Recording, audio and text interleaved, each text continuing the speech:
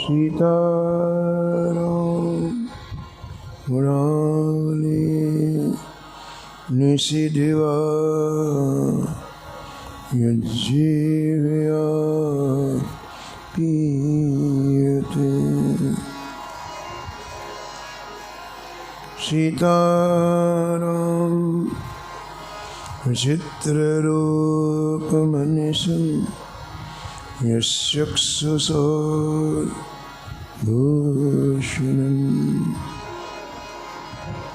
सीताराम सुनाम धाम निरतं तं सद्गुरुं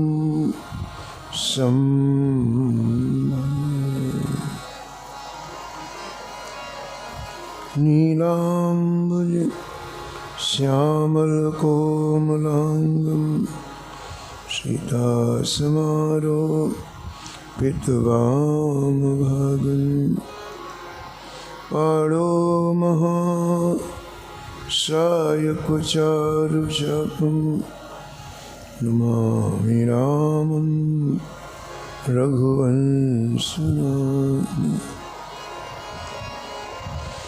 यत्र यत्र रघुनाथ कीर्तनं तत्र तत्र कृतमस्तकाञ्जलिं वाष्पवारि परिपूर्णलोचनं मारुतिं नमत राक्षसान्तकम्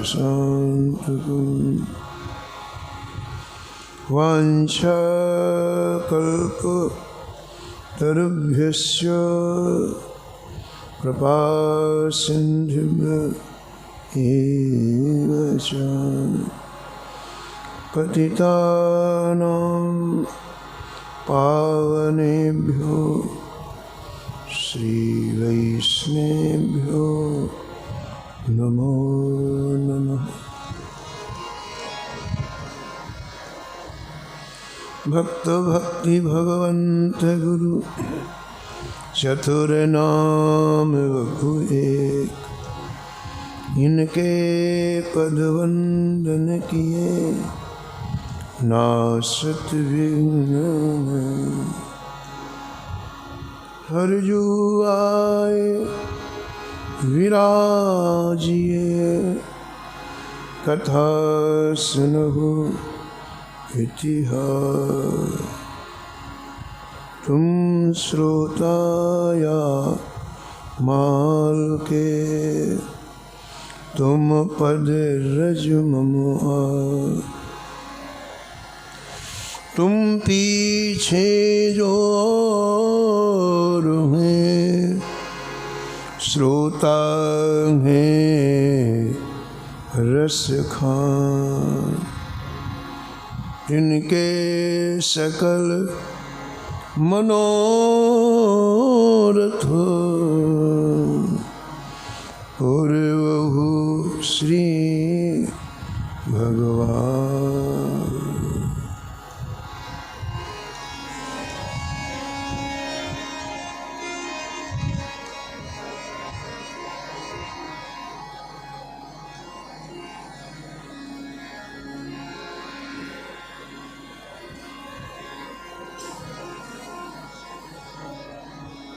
राधे राधे गोविंद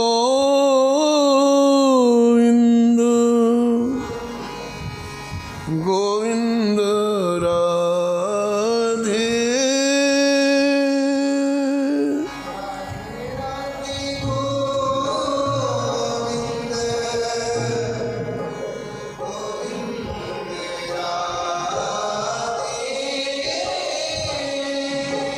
राधे राधे गोविंद गोविंद राधे। राधे राधे गोविंद गोविंद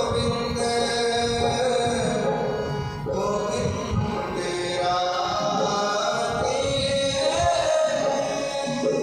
राधे राधे गोविंद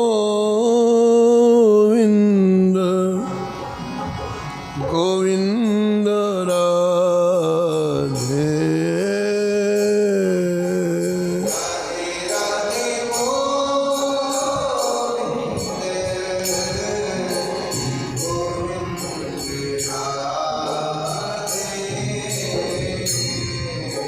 राधे राधे गोविंद गोविंद राधे राधे राधे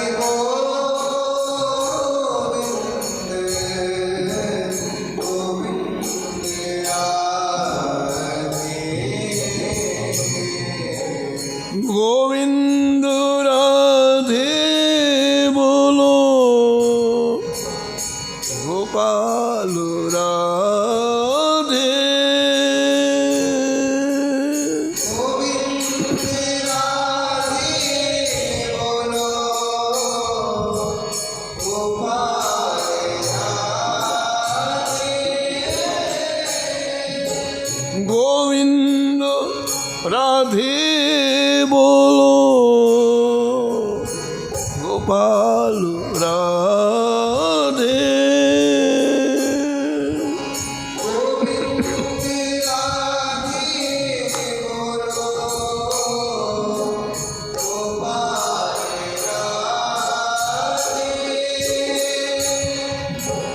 राधे राधे गोविंद गोविंद राधे राधे राधे राधे राधे गोविंद गोविंद राधे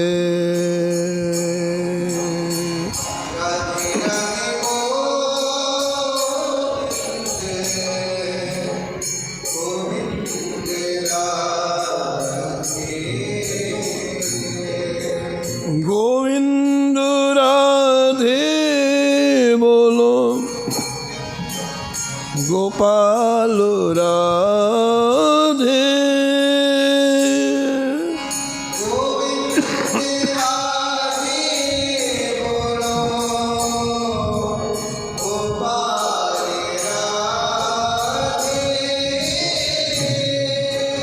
राधे राधे गोविंद गोविंद राधे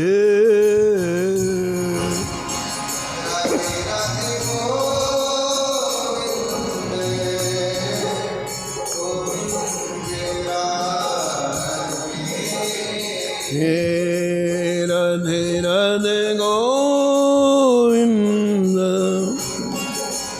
गोविंद राधे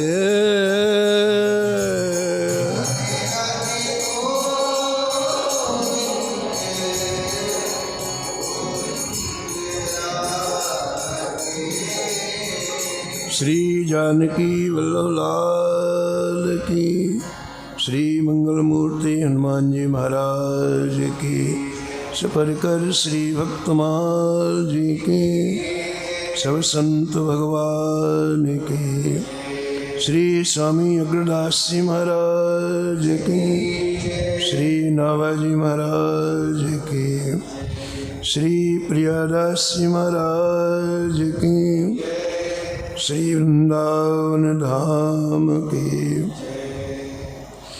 श्री राधा वल्लभ लाल की श्री गिरिराज जी महाराज की श्री यमुने महारानी की श्री रामनाम महाराज की श्री महाराज जी की जय जय श्री राधे।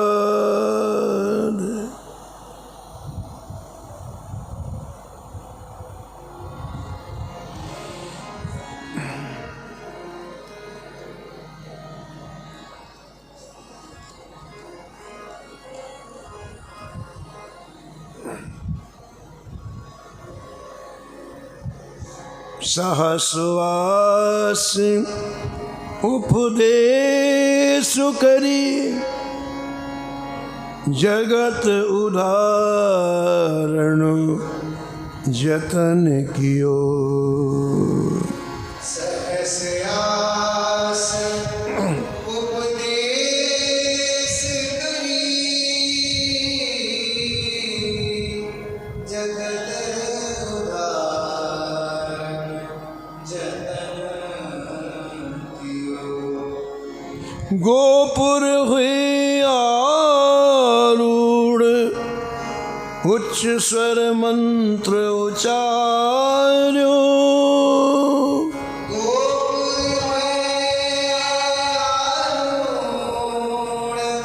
उच्च स्वर मंत्र उचार्यो। सूते नर पर जागो 72 श्रवणन धार्यो।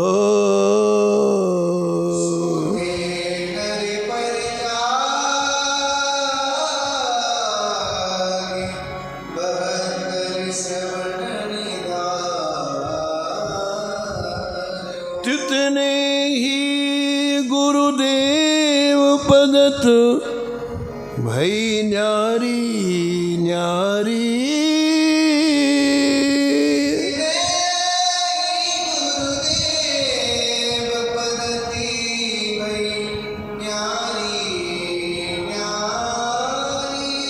गुरुतारक शिष्य प्रथम भक्ति वपु मंगलकारी। गुरुतारक भय शीस प्रथम भक्ति वपु मंगलकारी। कृपण पाल करुणा समुद्र रामानुज सम नहीं बियो। कृपण पाल करुणा समुद्र श्री रामानुज सम नहीं बियो। सहस्वास उपदेश करी जगत उदाहरण जतन कियो। सहस्रास उपदेश करी जगत उदाहरण जतन कियो। जगत उदाहरण जतन कियो।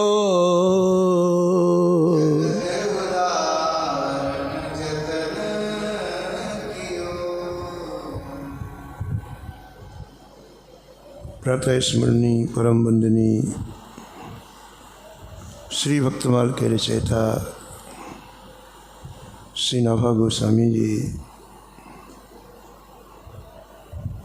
परम पावन ग्रंथ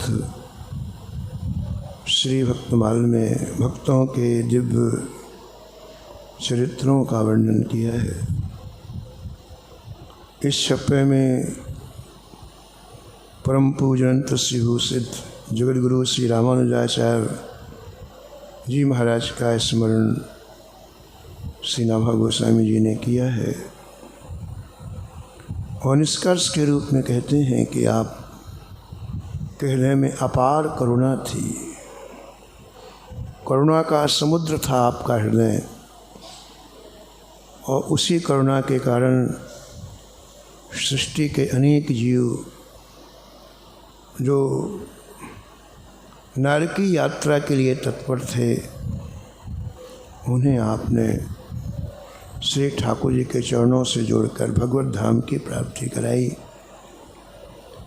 ये बहुत बड़ा कार्य आचार्य चरण के द्वारा हुआ, ऐसा श्री नाभा जी महाराज कहते हैं।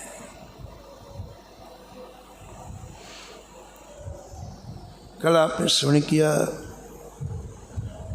कि आचार्य चरण के चरणामृत पीने से एक ब्रह्म राक्षस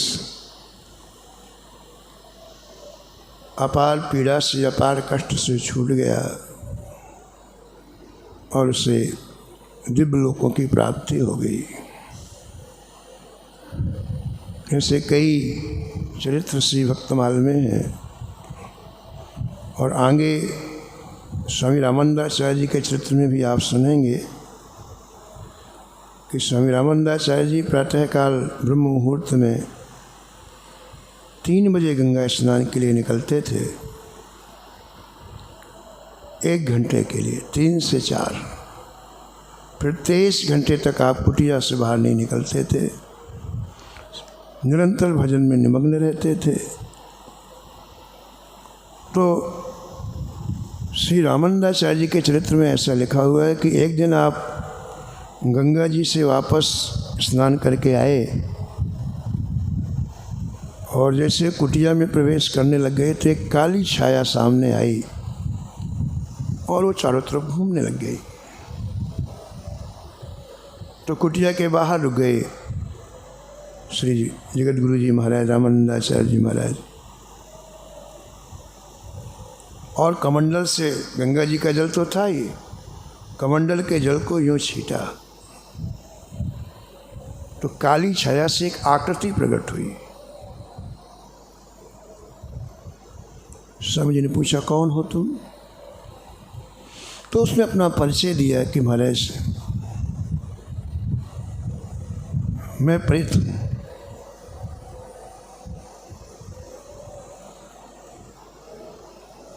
पूर्व जन्म का मैं बहुत बड़ा विद्वान हूँ,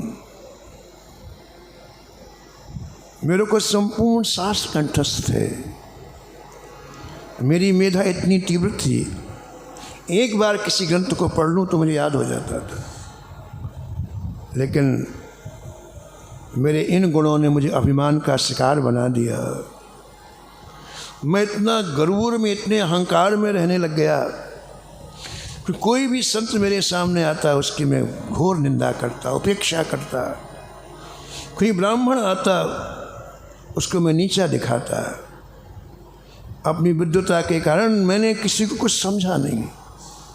बड़े बड़े संतों का अपमान किया, वृद्ध ब्राह्मणों का अपमान किया। परिणाम ही हुआ कि अंतिम समय ये सभी पाप रोग के रूप में मेरे शरीर में आ गए। मैंने जो अपराध किए, पाप किए, यही रोग के रूप में अंतिम समय मेरे शरीर में आ गए। ऐसा उपरेत ना स्वामी रामानंदाचार्य जी से कहता है। और उस समय मेरी ये स्थिति हुई, उन रोगों से मैं मूर्छित हो गया।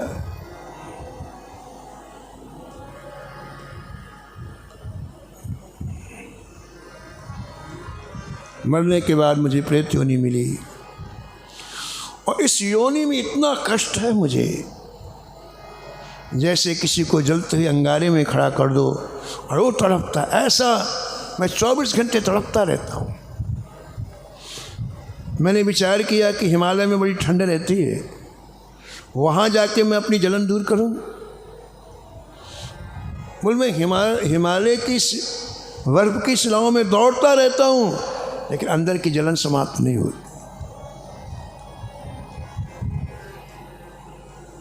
जागत बागत सपनों न सुख सोई है, जागत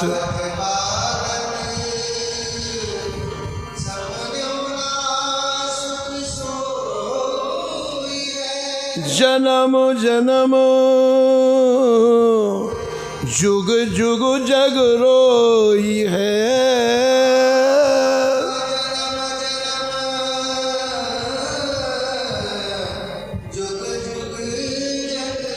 जुग जुग जग रोई है, जुग जुग जग रोई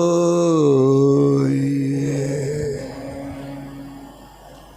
वो प्रेत कहता है जब मेरी जलन शांत नहीं हुई तो मैं रोने लग गया, खूब जोर जोर से रोने लग गया। एक महात्मा भजन कर रहे थे हिमालय में, मेरा करुण क्रंदन के कान में पड़ा। वही सारे से बोला, इधर आओ, क्यों रो रहे हो? क्या कष्ट है महाराज, मैं इतनी जलन मेरे शरीर में हो रही है, मैं सहन नहीं कर पा रहा हूँ। भगवान मेरे लिए कोई उपाय करो आप, मेरी ये पीड़ा दूर हो जाए। तो हिमालय में भजन करने वाले उन संत ने कहा, इस समय काशी में साक्षात प्रभु राम ही श्री रामानंदाचार्य के रूप में विराजी में, जाओ वहाँ, तुम्हारी पीड़ा समाप्त हो जाएगी। भगवान मैं हिमालय से आपके पास आया हूँ, मेरे ऊपर कृपा करो, अनुग्रह करो। तुरंत स्वामी रामानंदाचार्य जी ने दोबारा कमंडल के में अपना हाथ डाला, जल लिया और जैसे उसके ऊपर जल छीटा, ओ महाराज प्रेत योनि छोड़िए, दिव्य शरीर प्राप्त हो गया और विमान में चढ़ कर दिव्य लोक को चला गया। ऐसे ने कितने दयालु कृपालु संतों ने कितने ऐसी भटकी हुई आत्माओं का उद्धार किया है। हमारे वृंदावन में बहुत अच्छे एक संत थे, श्री सुतीक्षण दास जी महाराज, गुरुदाव जी में विराजते थे। बहुत भजन किया उन्होंने, उन्हें खुली हुई आंखों से सीधा वृंदावन का दर्शन होता, नित्य वृंदावन का। लेकिन उनको कोई नहीं जानता था। गोरेदाव जी में रसोई में लकड़ी ढोते थे, बाहर पहले बैलगाड़ी में लकड़ी डाल दी जाती थी, फिर रसोई में पहुंचाना होता था। तो ऐसा रख करके जा सिर पर रख के 1 घंटे लकड़ी ढोते थे रोज। तो कभी कभी जानकी वल्लभ लाल जी का दर्शन करने आया करते थे। उन्होंने अपने जीवन की एक घटना बताई। उन्होंने कहा कि हमारा रोज़ का नियम प्रातःकाल कमंडल लेकर के शौच के लिए 1-2 किलोमीटर जाना रोज़ का नियम था। प्रातःकाल हमने कमंडल उठाया और गुरुदेव के पीछे छोटी पगडंडी थी, उस समझाने लग गए। तो हमने देखा कि कई लोग सो रहे हैं रास्ते में, एक दो नहीं, हजारों लोग सो रहे हैं।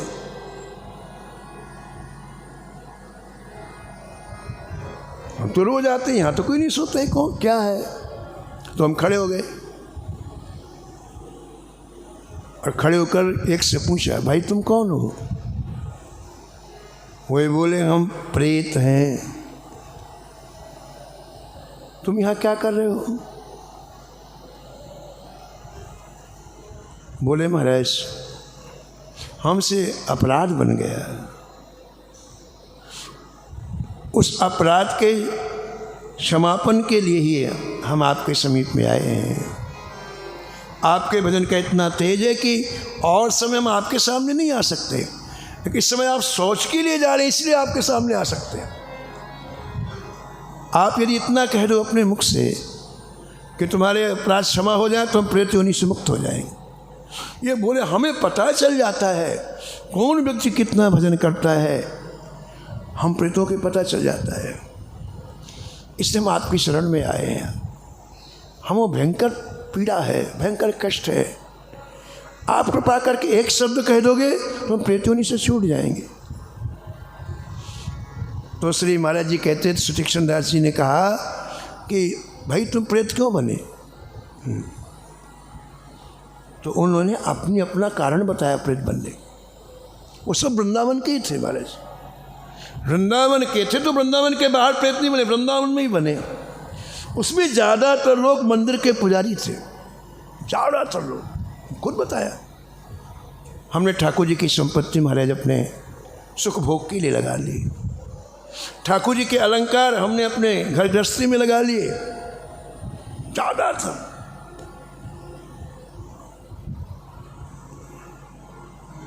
लेकिन संत दयालु होते हैं, कृपालु होते हैं। सुतीक्षण दास जी ने कहा कि हमने कह दिया कि ठाकुर जी तुम्हारे अपराध को क्षमा कर दें, महाराज सब के सब उद्धार हो गया, दिव्य लोक को चले गए।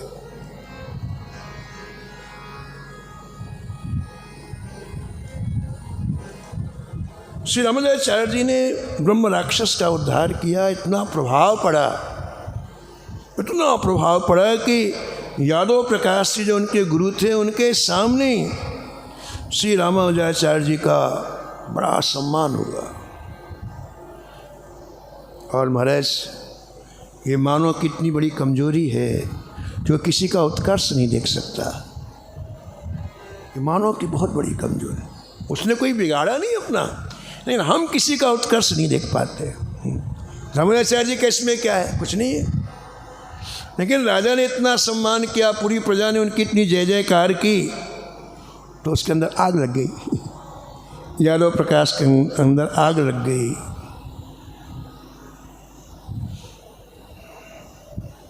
दूसरे दिन जब पढ़ने के लिए रामानुजाचार्य जी आए तो बड़ा क्रोधित होकर के बोला,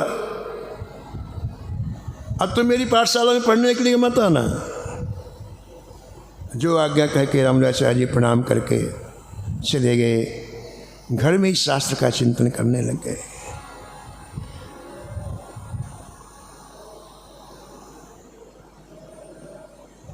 तुलसिया संसार में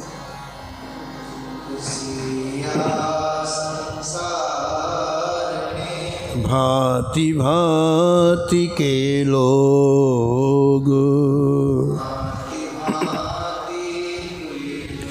सबसे हिल मिल रही है,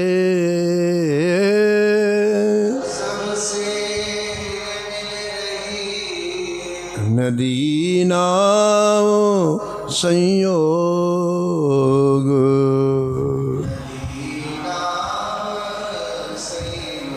नदी नाम संयोग।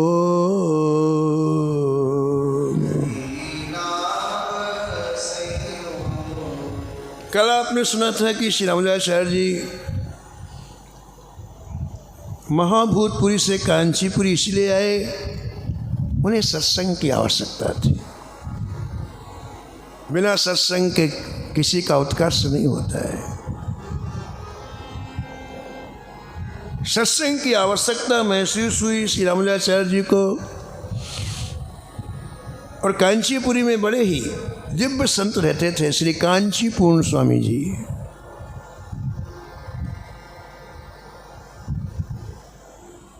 कांचीपूर्ण स्वामी जी का भी इनसे स्नेह था।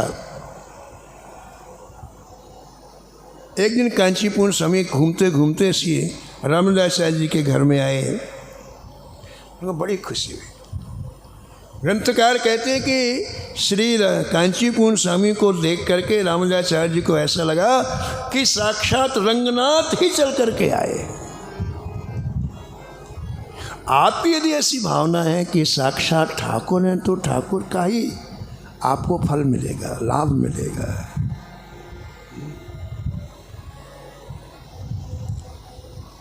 रंगनाथ जी के पास में कुलशेखर नाम के राजा थे और उनका रोज का नियम था, प्रतिदिन ब्रह्म मुहूर्त में स्नान करके सबसे पहले रंगनाथ जी का पूजन करना, इसके बाद कोई काम।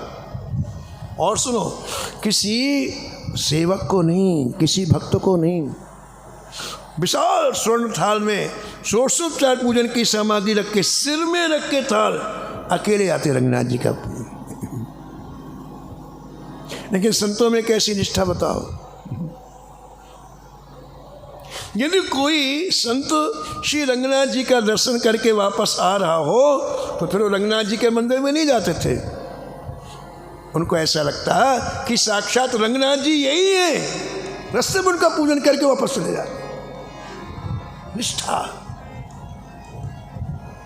जाकी रही भावना जैसी, जाकी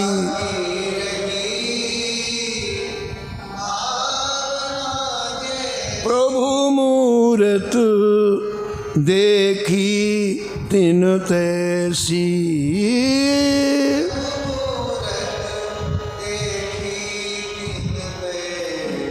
तो कांचीपूर्ण स्वामी जी रामानुजाचार्य जी के आए तो श्री रामानुजाचार्य जी को लगा साक्षात रंगनाथ जी आज चल करके मेरे आए हैं। लेट गए चरणों में।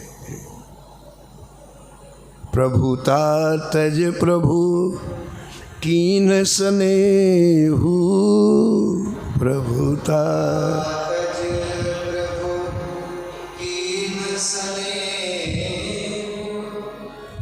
आपने कितना अनुग्रह किया, कितनी कृपा किया। जय जय। आज ये घर पवित्र हो गया, पावन हो गया।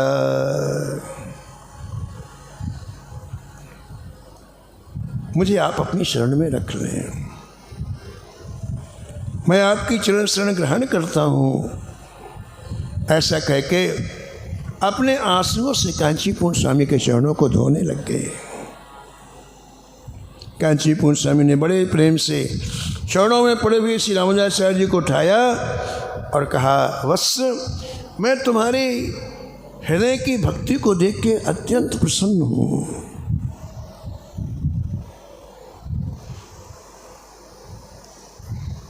देखो रामानुज, श्री ठाकुर जी की कोई न कोई सेवा करनी चाहिए। सेवा से ठाकुर जी अतिशय प्रसन्न होते हैं। तो मैं तुम्हें एक बात कहने के लिए आया हूँ कि तुम प्रतिदिन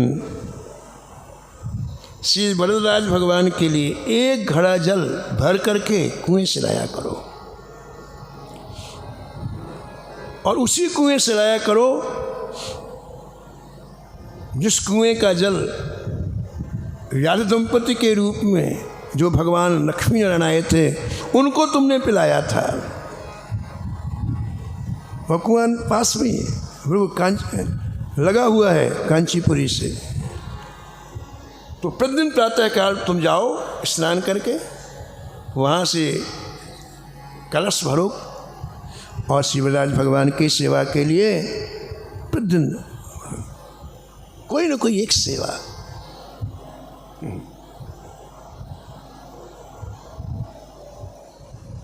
हरिराम व्यास जी के पुत्र का नाम था किशोरदास, सबसे छोटे थे। तो किशोरदास को हरिराम व्यास जी स्वामी हरिदास जी के चरणों में ले जाकर के समर्पित कर दिया। इसे आप संभालो। दीक्षा दिलवाई, शिष्य बनाया अपने बेटे को। तो स्वामी हरिदास जी ने दीक्षा देने के बाद कहा, बेटा तुमको एक सेवा बिहारी जी की रोज करनी है, जो आज्ञा गुरुदेव। कौन सी सेवा करनी है? बोले प्रातःकाल ठीक 4 बजे श्री यमुना जी जा कर के यमुना जी का जल भर करके श्री बिहारी जी की सेवा में प्रतिदिन देना है एक कलश, जो आज्ञा। ये आज दीक्षा हुई आज, और आज आज्ञा मिली है। और पहले दिन किशोर दास जी ने घड़ा लिया और यमुना जी गए। स्नान वादे पहले कर लिया था श्री यमुना जी के जल में जैसे घड़ा डुबोया, मारो चारों तरफ यमुना जी के प्रकाश छा गया। और क्या देखा? दिव्य महारास हो रहा तट पर। यमुना के तट पर दिव्य महारास हो रहा है। उस महारास में ललिता जी जो पद गा रही हैं उसका गायन करने लग गए किशोरदास जी। ये अभी 24 घंटे नहीं हुए दीक्षा को, और भगवान का साक्षात्कार हो गया।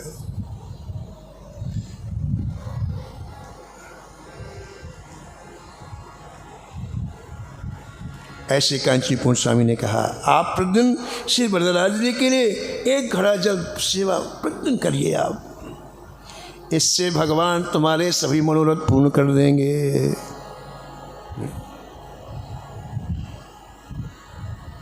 श्री कांचीपुर स्वामी को प्रणाम किया और महाराज श्री रामानुजाचार्य जी ने सेवा प्रारंभ कर दी।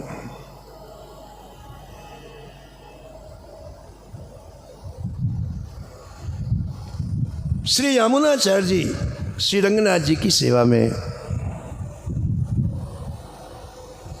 संपूर्ण जीवन अर्पण कर दिया। वृद्धावस्था आ गई, पंचभौतिक शरीर शिथिल हो गया। अब इनको इस बात की चिंता कि आगे रंगनाथ जी की सेवा कौन संभालेगा। कोई लायक उत्तराधिकारी नहीं मिल रहा है। एक दिन सभी वैष्णव को बुलाया, आप लोगों की दृष्टि में कोई ठाकुर जी की सेवा करने वाला उत्तम वैष्णव हो तो बताओ। वैष्णव ने कहा, महाराज श्री रामानुजाचार्य जी से श्रेष्ठ कोई अधिकारी नहीं हो सकता है, आप उन्हें बुलाएं, बड़ी जिम्मेदारी उन्हें दें। श्री रामानुजाचार्य जी वैष्णव की बात सुनकर के बहुत प्रसन्न हुए और अपने प्रिय शिष्य महापूर्ण स्वामी को बुला करके कहा कि जितनी जल्दी हो सके आप रामानुजाचार्य जी को बुला करके लाओ। अब बड़ी विचित्र बात लिखी हुई है महाराज। श्री रंगनाथ जी का मन नहीं था कि ये दोनों मिले, ठाकुर का मन नहीं। क्यों? बोले इन दोनों के मिलने के बाद फिर संसार का जो बैलेंस वो खत्म हो जाएगा। ये बैलेंस में चलता है संसार, यहाँ पाप भी है, पुण्य भी है, अच्छे भी हैं, बुरे भी हैं, धर्म भी है, अधर्म भी है। और दो परम वैष्णव हो जाएंगे तो फिर हमारा सारे जगत को भक्तिमय बना देंगे। ये ठाकुर जी भी नहीं चाहते, बताओ। तो जैसे महापूर्ण स्वामी जी चले इधर श्री रामानुजाचार्य जी को बुलाने के लिए, तो श्री यामुनाचार्य जी रंगनाथ जी की सेवा में जैसे उपस्थित हुए तो ठाकुर जी प्रत्यक्ष बोलो, रंगनाथ जी आपको नित्य धाम चलना है, हमारे धाम में अभी चलना है। बोले जय जय, इतनी जल्दी क्या है, अभी कुछ दिन और सेवा करूं मैं। बोले नहीं नहीं, हमारी इच्छा है, नित्य धाम तुमको अभी चलना है। उन्होंने कहा महाराज शरीर मेरा भी रुग्ण रहता है और ये रोग किसी पूर्वजन्म के भोग ही होते हैं, तो मैं यदि अभी मैं चला जाऊंगा तो ये भोग रह जाएंगे, फिर शरीर धारण करना पड़ेगा। तो आप ये कष्ट तो भोग लेने दो पूरा, फिर आपकी आज्ञा का मैं पालन करूंगा। भगवान ने कहा कि भोग चेलों को दे दो, लेकिन चलो। हाँ, वो अड्ड एक नंबर की अड्ड है। बोले जो तुम्हारे शरीर का भोग है वो चेलों को दे दो।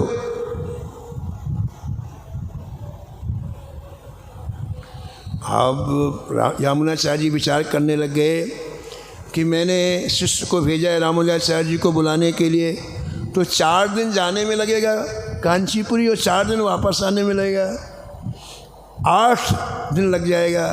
तो कहा जय जय 8 दिन की तो मोहलत दे दो आप।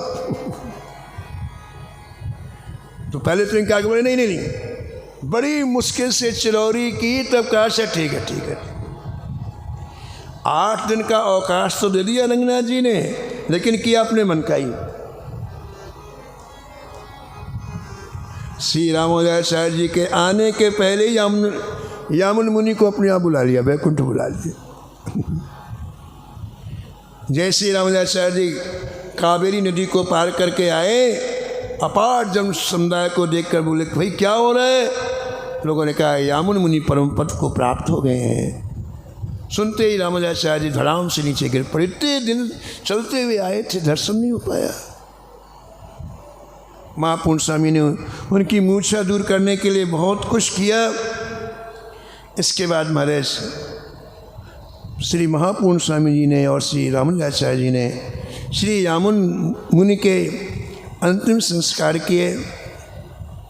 अंतिम संस्कार के पहले दर्शन किया, ऐसा लिखा हुआ। तो रामानुजाचार्य जी बड़े गौर से ऊपर से नीचे तक दर्शन कर रहे थे, तो आपकी दृष्टि दाहिने हाथ में गई, जिसकी 3 उंगलियां ऐसी मुड़ी हुई थी, ऐसे अंदर की तरफ। अब देखो दृष्टि अपनी अपनी है, अपनी अपनी स्थिति के अनुसार व्यक्ति को देखने की क्षमता मिलती है। अंदर की जैसी आपकी सृष्टि होगी, दृष्टि भी वैसी हो गई।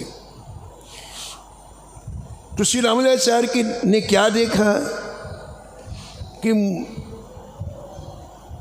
श्री यामुनाचार्य जी महाराज की मेरे से मिलकर के 3 अपनी बात कहने की प्रबल इच्छा थी, लेकिन वो नहीं कह पाए, इसलिए 3 अंगुलियां मुड़ी हुई हैं। तो मैं क्यों ना ये 3 बातें इनके सामने कह करके इनके हृदय की इच्छा को पूरा करूं। तो आप हाथ जोड़ करके कहा, सबको सुनाते हुए श्री रामानुजाचार्य जी ने कहा कि भगवान, मैं वैष्णव मत का प्रचार करूँगा और जीवों को भगवान नारायण के शरणागत करके उनको संसार से उद्धार करूँगा। ये कहती एक उंगली सीधी हो गई। फिर दूसरी बात उन्होंने कहा, भगवान, मैं ब्रह्मसूत्र एवं विष्णु सहस्त्रनाम के ऊपर श्री भाष्य की रचना करूँगा। दूसरी उंगली सीधी हो गई।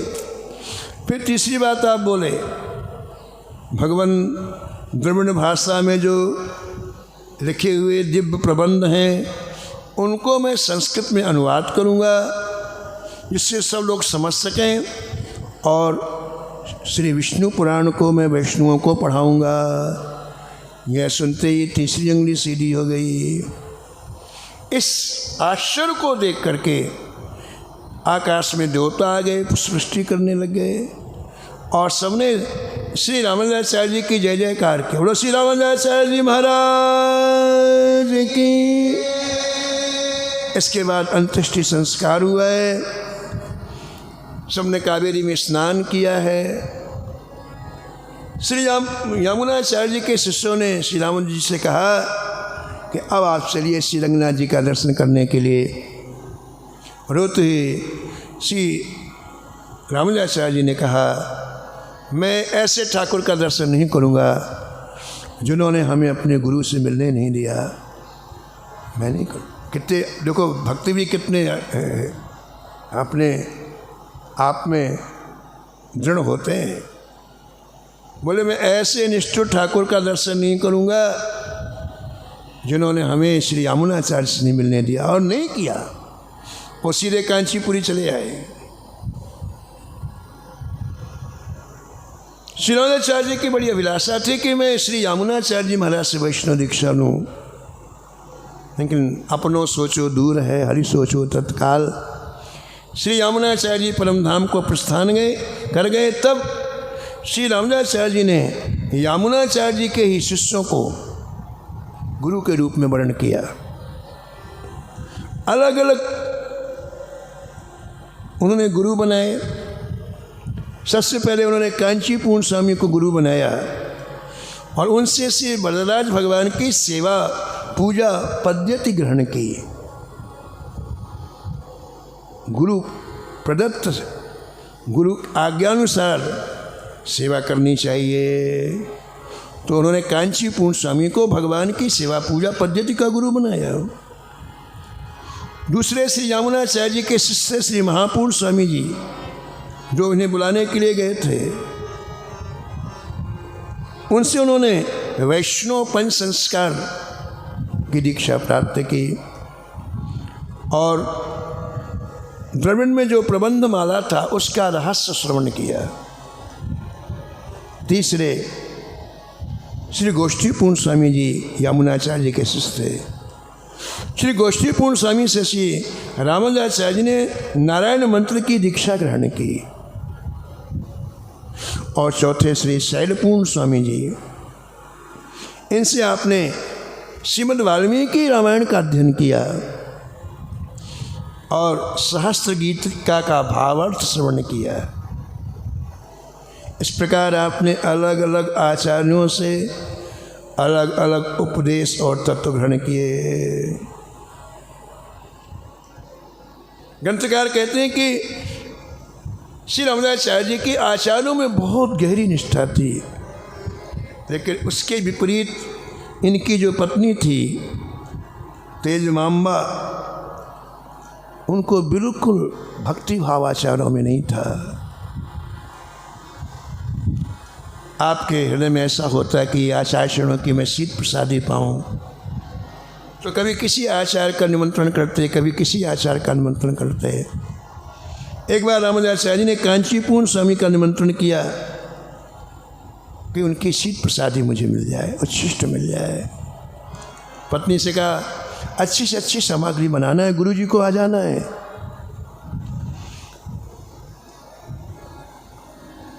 ठीक दोपहर में 12 बजे रामदासाचार्य जी कांचीपुरी स्वामी को बुलाने के लिए उनकी कुटिया में गए, और उसके पहले वो कुटिया से निकल करके दूसरे रास्ते से इनके यहाँ आ गए।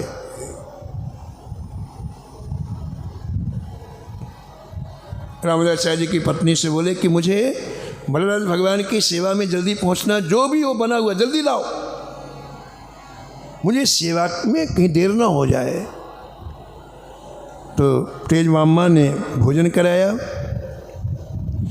आपने स्वयं अपने हाथ से पत्तल जो ने उठा करके बाहर फेंक दिया, फिर जल ला करके चौका लगाया।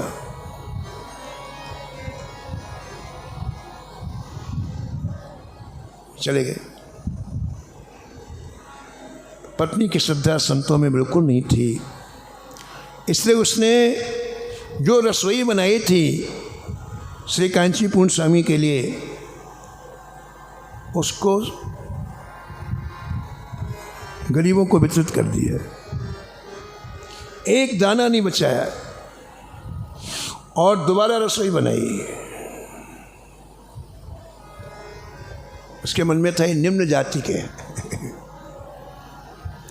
श्री रामदासाचार्य जी आए और उनको पता लगा कि गुरुजी तो प्रसाद पाके चले गए, शीत प्रसादी कहाँ है? पता चला कि सब कुछ फेंक दी गई है। बड़ा दुख हुआ।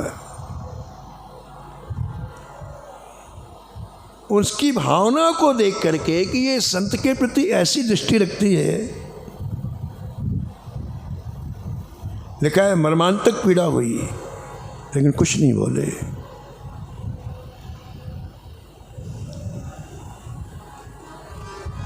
दूसरे आचार्य श्री गुरु महापूर्ण स्वामी जी कांचीपुरी में रह करके इन्हें दिव्य प्रबंध माला नामक ग्रंथ पढ़ा रहे थे। एक दिन दोनों ही श्री रामदासाचार्य जी, महापूर्ण स्वामी जी आवश्यक कार्य से कांचीपुरी से बाहर गए थे, और इधर क्या हुआ, तंजमांबा और महापूर्ण आचार्य की पत्नी कुएं में जल भरने के लिए गईं। पहले एक ही कुआं होता था, लोग सभी एकत्रित होकर के गांव के बाहर होता था, जल भरते थे। संयोग से महापूर्ण स्वामी की पत्नी के घड़े का जल छलक करके पास में रखे हुए श्री रामदासाचार्य जी की पत्नी के घड़े में जल गिर गया, छलक गया, और इतनी गालियाँ दी, तंजमांबा ने इतनी गालियाँ दी, वो कुछ नहीं बोली। वो वापस आई और महापूर्ण स्वामी से बताया कि अनायास श्री रामदासाचार्य जी की पत्नी ने सभी लोगों के सामने हमें ऐसे ऐसे शब्दों का प्रयोग किया है। महापूर्ण स्वामी ने कहा कोई बात नहीं है, हर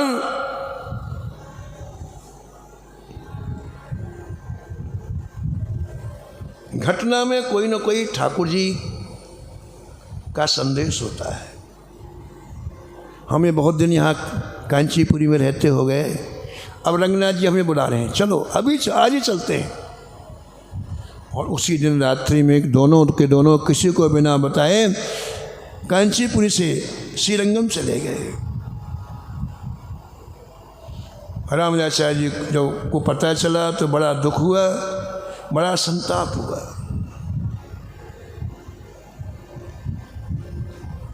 ऐसे एक दिन श्री रामदासाचार्य जी वरदराज भगवान की सेवा के लिए जल लाने के लिए गए थे। इधर एक भूखा ब्राह्मण आया इनके घर में, कहा कुछ दे दो, बहुत भूख लगी है। तो तेज मांबा ने देने की अपेक्षा गालियां दी उस ब्राह्मण को। वो गरीब ब्राह्मण वहाँ से बड़ा दुखी होकर के जा रहा था, उधर से रामदासाचार्य जी आए, बोले क्या बात है? वो रोने लग गया, महाराज मैं आपके यहाँ रोटी मांगने के लिए गया था कि मेरा बड़ा अपमान हुआ है। अच्छा भैया तुम एक बार और जाओ हमारे घर में, इस बार तुम्हारा सत्कार होगा। रामदासाचार्य जी ने बाजार से कुछ वस्त्र, फल, मिठाई ब्राह्मण को दिया और अपने हाथ से एक पत्र लिखा। बोले अब तुम जाके कहना कि मैं तुम्हारे मायके से आया हूँ, आपके माता पिता ने उपहार भेजा है और एक पत्रिका भेजी। मुझे पता नहीं इस पत्रिका में क्या लिखा है, लेकिन पत्रिका भेजी है। ये ज़रूर कहा गया कि आपकी बहन का विवाह होने वाला है। ये समझा दिया रामानुजाचार्य ऐसा कहना। वो ब्राह्मण गया। अब तो महाराज क्या बात है, कढ़ाई चढ़ गई, बढ़िया बढ़िया भोजन बनने लग गया और छक के पाया हो।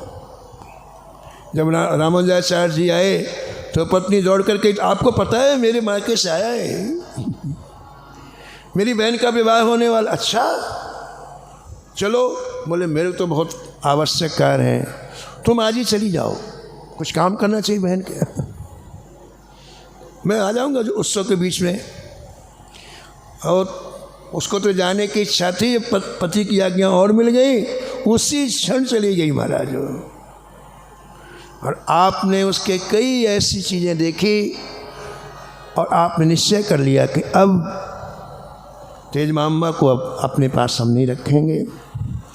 इसलिए बलराज भगवान के मंदिर में जाकर के आपने संन्यास ग्रहण किया। सभी उपस्थित आचार्यों ने यतिराज कह करके संबोधित किया और महाराज आचार्य पद पर प्रतिष्ठित किया।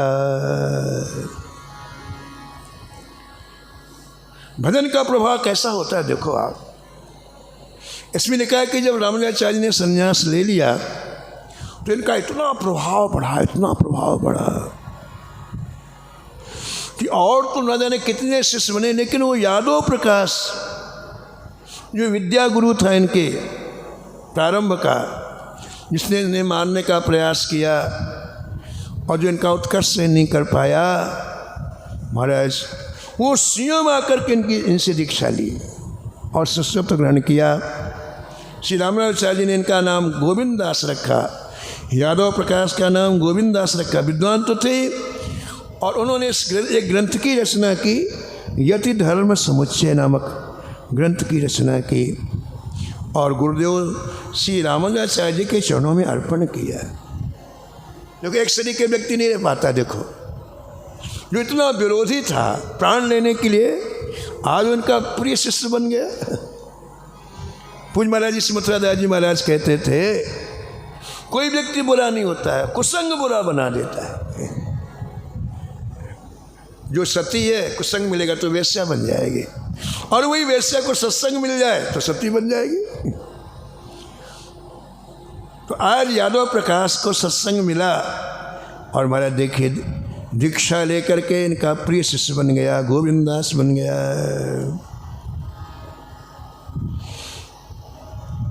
इधर क्या हुआ, श्रीरंगम में संत वैष्णव ने आपस में गोष्ठी की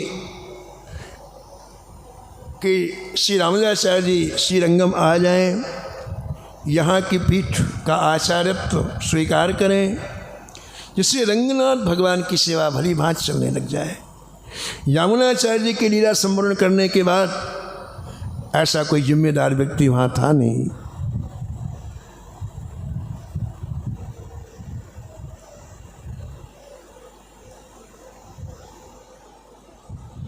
तो सबने रंगनाथ जी से प्रार्थना की, महाराज आप उपाय बताओ।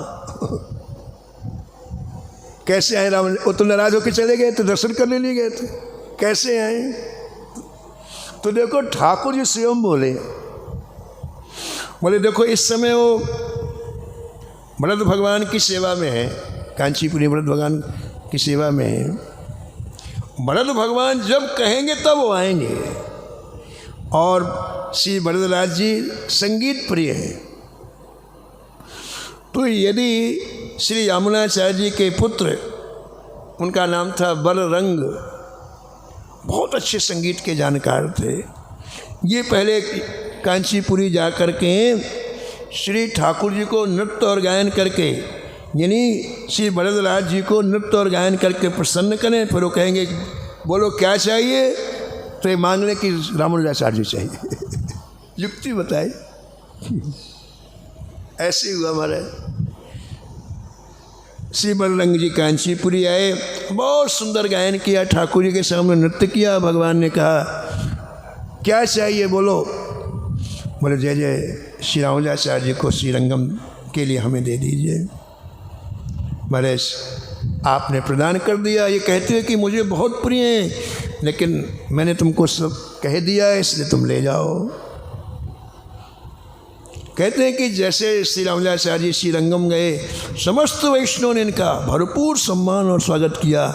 इतना नहीं लिखा है कि श्री रंगनाथ भगवान स्वयं 7वें दरवाजे में आकर के श्री रामानुजाचार्य जी का स्वागत किया। बोलो रामानुजाचार्य जी महाराज की। सभी वैष्णव की आनंद की सीमा नहीं रही। आप श्रीरंगम में विराजे, महाराज हजारों लोग परम वैष्णव बन करके भगवान का भजन करने लग गए। लोगों ने शिष्यत्व ग्रहण किया और उनमें सबसे प्रमुख शिष्य श्री कुरेश जी हैं, जिसका श्री नाभा जी ने मुख्य शब्द में उल्लेख किया है।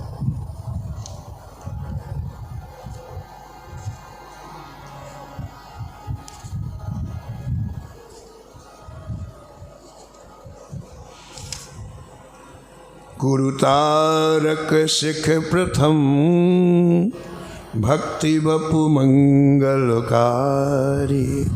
गुरु तारक प्रथम, भक्ति बपु मंगल।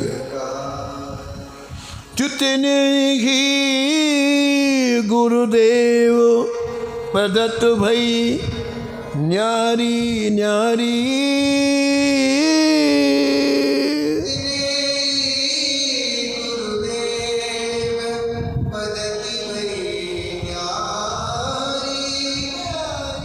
कृपण पाल करुणा समुद्र, रामानुज सम नहीं बियो।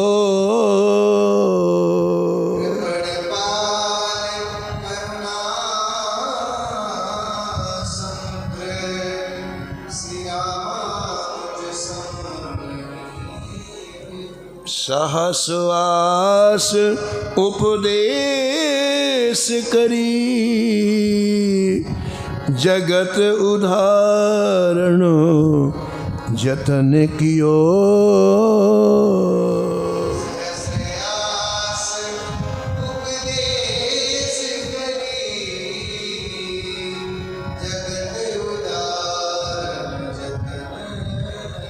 जगत उदाहरण जतन कियो।